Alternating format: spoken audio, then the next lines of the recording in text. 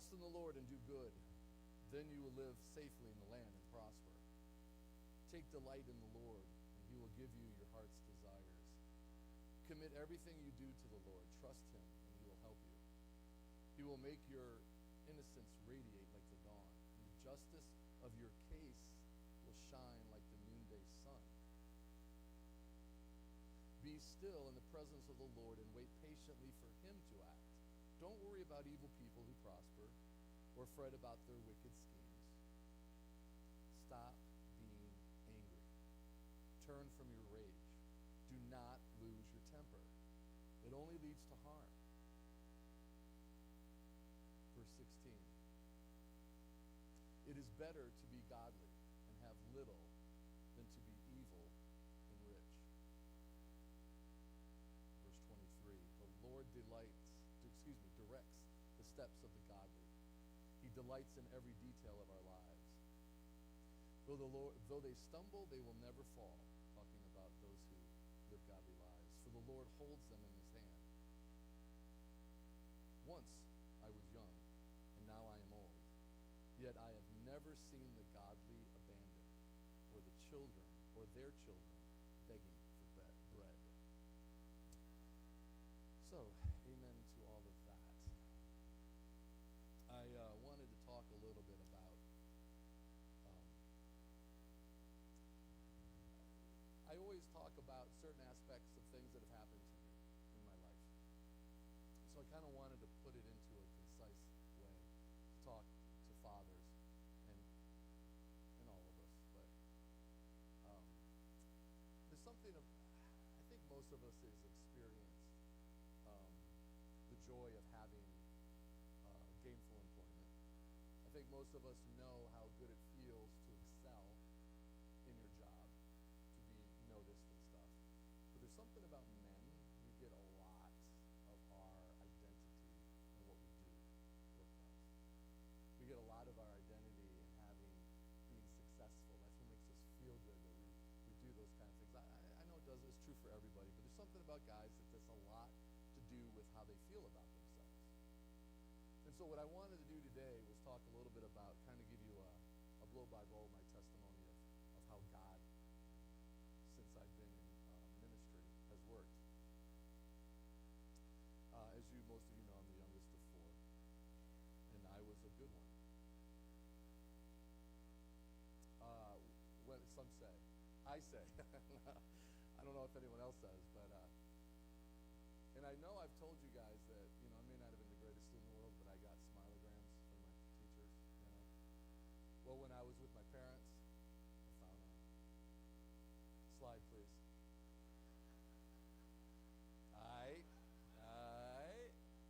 And I will quote it to you. To the parents of Mike Boy, that's me. It is refreshing to have a student who seems, now she says seems, but she means knows. Seems to know the difference between right and wrong. Do I hear a hallelujah? And who is still tolerant of his classmates. I have enjoyed knowing Mike. Barbara Grunwald, our teacher.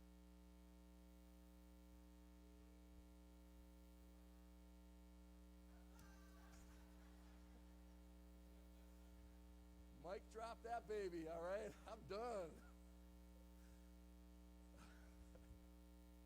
Seems to know. Yeah, that's the only problem I have. My mom kept it because I think she thought it reflected on her parenthood. Mom, am I right? Okay.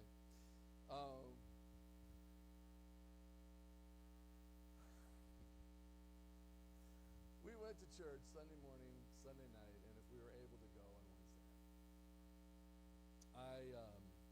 From a very early age, I had an understanding, didn't understand, but I understood what the idea of God, of Jesus. And I wanted to be a follower. I went to, halfway through high school, I went to a Christian boarding school.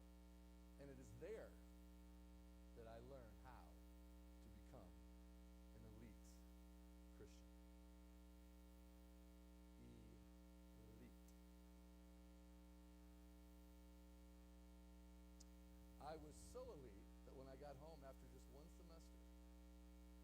my Sunday school teacher at the church I was going to asked me to teach the class while he was gone. I was a sophomore in high school. Well, technically I was a junior because it was summer. And I was like, well, sure.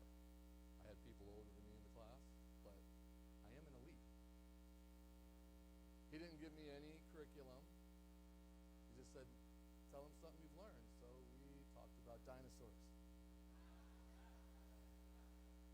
and the possibility that they walked with man. My Sunday school teacher was not happy when he got back. He's like, wait, I thought you were in college. Well, why'd you think that? Well, you went away. Yeah. Boarding school. Well, you talked about dinosaurs. Like you didn't tell me not to. I was like, why is he upset with me? I can't help it if he thought I was older because I was elite after only one semester.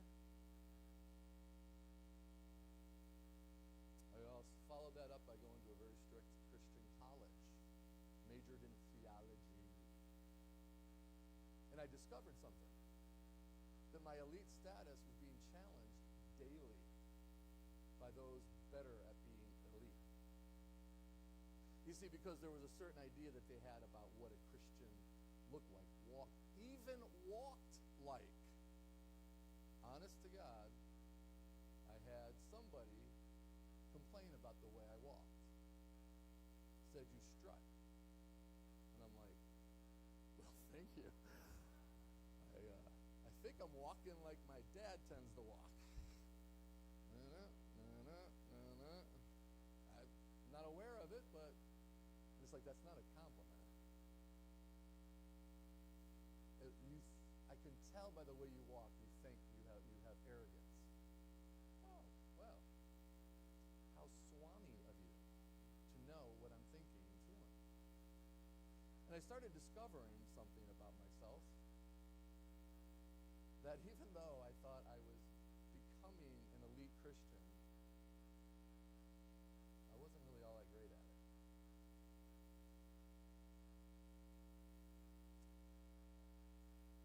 I mean, I like to act, but I'm not good at living that way. I like to pretend, I like to joke, I like to do those kind of things. But when it comes to walking life, I am who I am. And I'm not going to try to present myself differently. But I am all about working on myself. I've always been that way. I've read books, how to be a good husband. I guess I read the wrong ones. I've read books about how being a good father, and I think, I've got good kids, so I claim that one. I went to school to be a good pastor, youth pastor, senior pastor, whatever. I went and I studied and I learned. I went to theology school. I went to grad school, seminary, whatever you want to call it, and learned even deeper and greater things about the Bible and about God. And I'm like, wow, I am good. So God called me to ministry, of course, youth ministry. I mean, it's a lot harder than pastoring. Youth ministry, it's tough. It's a good job. It's great. Kids love you. It's those wonderful parents that sometimes you have to deal with. And so I went to my first church where God called us up to Brooklyn. Me and Lloyd, I went up there. Had no idea where we were going to live. Had no idea what church I was going to. But her mom lived there, so we're like, well, we can hang out with mom for a little while. So we stayed with her mom until God opened the door to church nearby to be an interim pastor. You guys know what that is? That is when someone leaves, you come in and just kind of fill in for a while, help keep things moving along. And so I didn't feel called to being a senior pastor of a church. I was called to work with teenagers, but I was like, well, that's a door in, so let's do it. So they had what they call a parsonage. It was an apartment, so we were able to live in a brownstone up on the 3rd floor. And about 2.5 years into it, the pastor pulls me aside and says, hey, Mike, I have a question for you. Were you wearing shorts to youth group Friday night? I'm like, was wearing clothes and stuff. I wasn't sure what he was getting at. And he's like, no, shorts aren't appropriate for youth group. I'm like, dude, it's hot. He's like, yeah, just don't wear shorts. I'm like, okay. Then one of the deacons, one of the leaders of the church later came to me and said, Mike, and I just started learning how to play the guitar. I knew 3 chords, D, A, G. And I pulled every song I could find that had D, A, G in it. And one of the deacons said, Mike, I think the way you play that guitar, you're trying to act like a rock star. I'm like, I barely can play, so thank you. If you think I'm getting to that stature, it's like, I just don't like it. I feel like you're making it all about you. And you feel that because of the way I struggle to play the guitar. Interesting. So we were there for about another year or so, and I left and went to another church about 10 blocks away. A little rougher neighborhood. Las Nietas, Las Papuchulos, La Familia, Latin Kings, more prevalent there. And I walked from my new apartment because by that time we had 4 kids. Lived on a 4th floor walk up with twins. They used to have a dumbwaiter, and of course they stopped using that. It's like, that would have been perfect. All right, guys, see you up top. But no, I had to carry him up every time. Switched churches. And there, I was like, this guy's my friend. Because the only thing I really wanted to do was serve God, honest to God. Honestly. And I wanted to find acceptance, love and acceptance. Just me being me. I can be goofy, but I'm a serious guy. I believe when I need to be.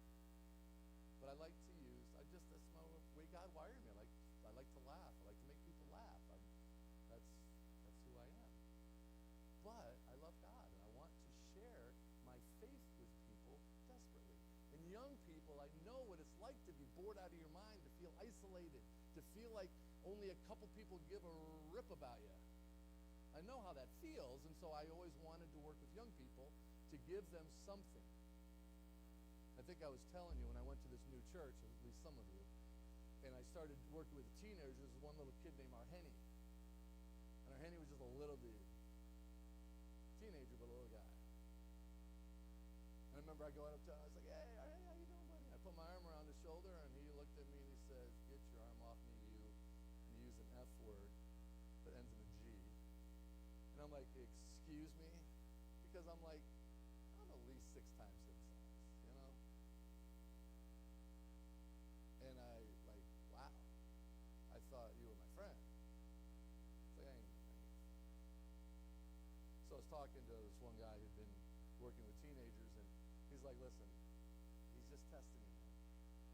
He's just testing you because a lot of these kids, the only people who seem to care about them are the people who want something from you. So he's testing you to see if you really care or not. I was like, all right, so I won't touch you already. I won't even high-five him, but I'll be like, and try to encourage him. And sure enough, it took about, 5, 6 months later, and Arheni was coming high-fiving me, giving me hugs. Because I proved that I care about him. It wasn't just what he offered me. And I'm like, this is why I'm in ministry. I love this. Started up we called it a coffee house ministry. We had bands that would come through. We actually became a venue for certain bands that would come through. It was pretty cool. We'd serve food. I taught the kids how to wait and waitress and stuff like that. Serve the tables, and it was like hot dogs and chips and stuff. But it was fun, and they were getting experience doing that. And we'd have a bunch of young people. We had people coming from other areas coming in, and my pastor started treating me with contempt. And I was like, I don't understand what's going on. I thought you'd be happy. And later on, it made sense. I think he just felt a little threatened. I'm not sure why. I didn't want his job. But people, and so I stayed there for a few years, and then I had to leave. I was like, wow, I mean, even my friend. It's like, what is it about me, God?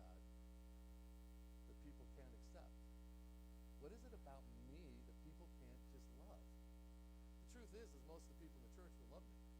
It was the leadership. And I'm like, in the leadership, I was one of the leaders. So it's like, God, what's going on? Why is it that the good Christians, quote unquote, don't like me? What is wrong with me? And I did. I said it over and over again. Then I went down and I was like, Lord, I don't know. I went to a church for like a year. 1 year. My first day as youth pastor, the pastor left. And on the way out, he's like, Mike, good luck. These people are crazy. And my jaw literally just opened. I'm like, are you kidding me? Dude, you couldn't have said something before? And it was. They were crazy. And I was like, this is clearly, and that was my first time I ever got fired. I was like, they were like, you're out of here. And I'm like, okay. I'm like, okay, Lord, I'm done with these church things. I'm done with being a pastor of a church, or a youth pastor, associate, whatever you want to call me. I'm done. So I went down south and I started volunteering because, let me tell you, as a pastor of the church, I love you who volunteer. Volunteers are the lifeblood of a church. And I'm like, no longer is someone going to wave a check in front of my face. I'm going to be a volunteer. But I had 4 kids and we were kind of broke. So I was volunteering at the church and I was involved and I was teaching class and I was being involved in the worship and I was doing all this kind of stuff. And the pastor was asking me about doing something. I was like, well, the only problem is I don't have a computer. I can't really afford one. He was like, oh, I got a computer for you, man. This is down in Atlanta. I got a computer for you, man. He's like, oh, this was like on a Sunday afternoon. I was like, oh, sweet, okay, cool. And then a week of silence. And so at the next week at church, I was like, hey, so is that something that's computer? Is it something you want me to pick up from church, or is it someone I need to drive to? He's like, Mac, the problem with you is you got an entitlement mindset. You got an entitlement mindset? What do you mean? You're always asking. It's always giving. I'm like, I've never asked for anything. Like, what are you talking about? I was in shock. This is the first time no one's ever said that to me before.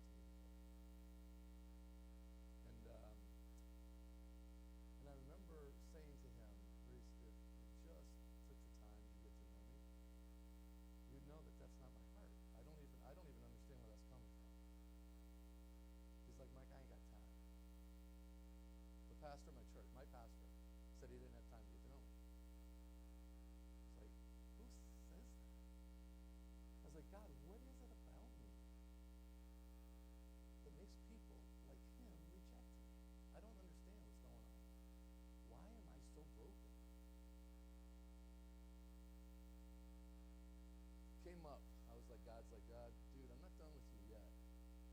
We're going to go around a few more rounds. You're going to get hit a little bit. Came up to Vermont, the first church I'd come to was Vermont. The first 4 years was amazing. 5th year I started, there was a certain climate change in the church. Parents were coming up to me and saying, hey, Mike, I see you got a lot of public school kids coming in. I'm like, yeah. Well, we homeschool our child and we don't like the fact that you have public school kids coming. That's why we homeschool, to keep them away from those kids. And I was like, I'm sorry, that is wrong. That is wrong. It's fine to homeschool, absolutely. It's fine to send your kids to Christian school, absolutely. I went to one. But let me tell you something. This family is for everybody. And they started working against me. And so they waited about 5 years and then let me go. And I was like, wow, God. Holy mackerel. And then I bumped into someone from the Scott Union Church. Oh, we're looking for a pastor. All right. What do I got to lose? And you were like, what do we got to lose? There's like 10 of us left. Let's just do this. And I'm like, yeah, let's just do this. And I want to thank all of you for loving me. Very cool. And I was like, Lord, what is going on in my life?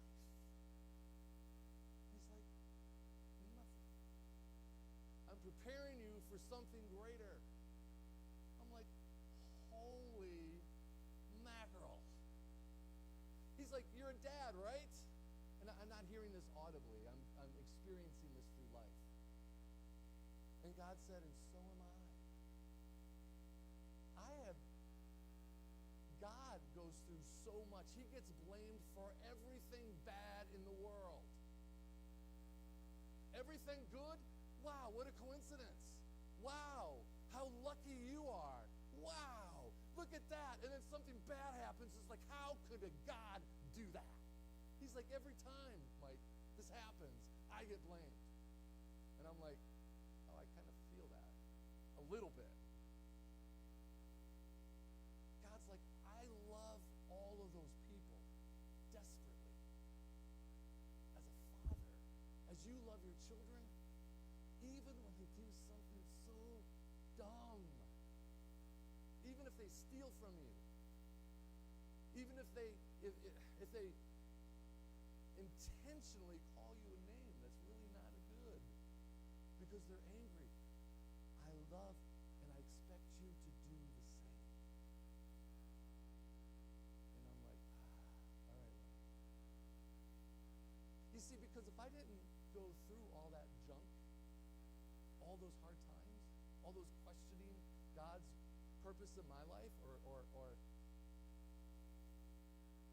thinking that I was somehow going to be something without God. You see, because when I thought I was an elite Christian, interestingly enough, I was further from God than ever. Because it wasn't God that I was leaning on. It was how good I was performing that I was leaning on. Does that make sense? You see, because I was following the rules. I would get up early and read the Bible, and I would pray. But the problem was that my heart wasn't in it because I hated doing it. I was tired. I didn't want to do it, but it's like, okay, this is what I do. I can check that off, and God's going to pat me in the head. Say, good job, son. And then I'm going to go around and doing the things I'm supposed to do. I'm going to eat the things and drink the things and wear the things and do the things that I'm supposed to be doing so I look like a good Christian. Yay! And God's like, that's not what I'm about. I mean, it's okay to eat the good things that I'm trying to. It's okay to drink the good things that I'm trying to get all the plastics and chemicals out of my life, trying to live good and pure and healthy and all that stuff because I want to live to be really old and healthy. By God's grace, who knows? But that's not what God is calling us to. He's calling us to a relationship. And He, like Father, like a good Father, loves us.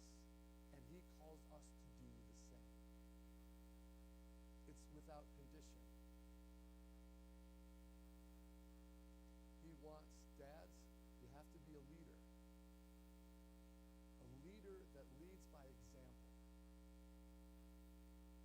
I have talked to more than a couple of fathers who have had kids that were wayward and rebellious. And I remember one in particular. He's like, my son, until he apologizes, he's dead to me. And I'm like, you got to live your life, man. You got to do what you believe God's called you to do, but I can't see that as being right. I am going to do whatever I can to have a relationship with my children. Putting my own... Now, as a leader, that means you have to be a disciplinarian. That means that you have to stand up and say, listen, you have to learn certain things, children, kids. You got to learn certain things to be healthy, productive, and good. You have to listen. See, God put that father in your life to listen to learn from. And he may be a knucklehead, but he still has love and value, right? And dads, you got to take that responsibility so seriously. And you got to say, listen, this isn't really about me right now. This is about my kids. This is, and I don't care how old they are. Because I promise you, dads who are fathers of younger children, it gets worse. It gets harder as they get older. And you're like, because they're farther away. And you're like, wait, what? It's like, yeah, I'm an adult though. And you're like, God help them. And God's like, yeah, you see, this is great because you know what this is going to do, Mike? This is going to continue to move you to me. Because there is nothing that I can do. This is me talking now, not God. God's saying there's nothing that you can do to change your children or anybody's heart. All you can do is love them, pray for them, give them, as they get older, give them the advice, try to speak into their lives. But after that, as adults, man, there's nothing you can do. And it's like, I just got to take those opportunities not to allow my pride, my ego, and anything else to get in the way of being able to try to extend love. Some kids, it's so easy. Some kids, I just was telling my dad, I was like, you got 2 daughters, I got 1. Thank God for the daughters, because you got Father's Day, and they're on it like white on rice. The boys are all like, I'll pitch in. I'm the same way. My sisters call me, hey, we're getting this, you want to pitch in? Oh, yeah. Yes, I do. It's great. But as you know, I'm sure many of you, and as those of you with younger ones, as they get older, and you're like, and I know as a dad, I remember when they were infants, I was just like, oh, I can't wait till they get old enough to talk to. They get old enough to talk to. I can't wait until they get old enough to walk, play with. Can't wait. And it's like, man, you got to just enjoy it. Every phase, just enjoy it, because there comes a time when they walk out, and it's like, I'm going to school, I'm doing this, I'm doing that, and you're like, okay. It's hard. But it's a calling, man. And it doesn't really matter what the culture says. Dads are so important. If you, I was going to say, if you're not with the mother of your children, dads, you still need to try to respect, for the children's sake, the mom. Doesn't mean that you're going to be best friends. Doesn't mean, but it means to just try to love that person as Christ would love them and want what's best for them, as an example to your kids. Try to get along. So important. And men, we're the ones who have to pull it up, because sometimes